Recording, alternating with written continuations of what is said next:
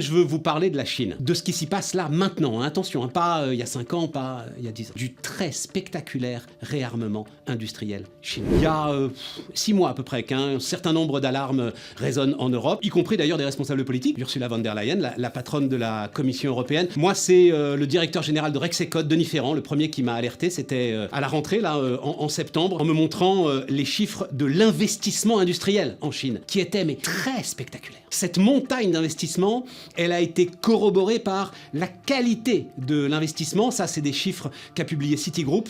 Je vais les résumer très simplement. La moitié des robots industriels du monde ont été installés en Chine l'année dernière. Ça donne comme résultat, là encore, un chiffre spectaculaire. La production industrielle chinoise aujourd'hui dépasse l'addition des 9 pays qui derrière la suivent dans les classements de production industrielle. Vous voyez le truc?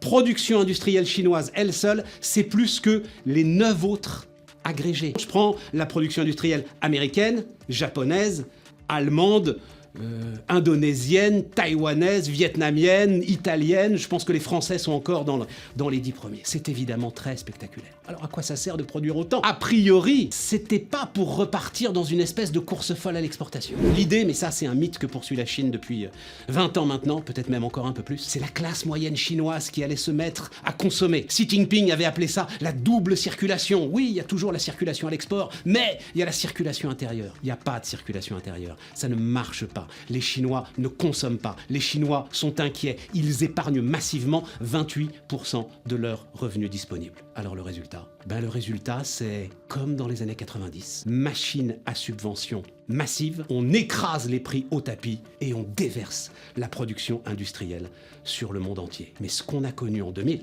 on va le connaître puissance 10. Alors, en 2000, au début du siècle, notre réponse, vous la connaissez par cœur, tout le monde la connaît. Serge Turuc, le patron d'Alcatel. Faiblesse, c'est formidable, ils fabriquent en Chine, très bien, ça va faire baisser l'ensemble des coûts de production. Allons-y, Alcatel n'existe plus. L'industrie européenne a été frappée de plein fouet par cette logique absurde. On s'en est, je veux bien l'admettre, rendu compte beaucoup trop tard. Là, maintenant, c'est devant nous. Tiens, le très libéral Elon Musk appelle à des barrières douanières. Je ne sais pas ce qu'on va faire, mais en tout cas, cette fois-ci, on ne pourra pas dire qu'on ne savait pas.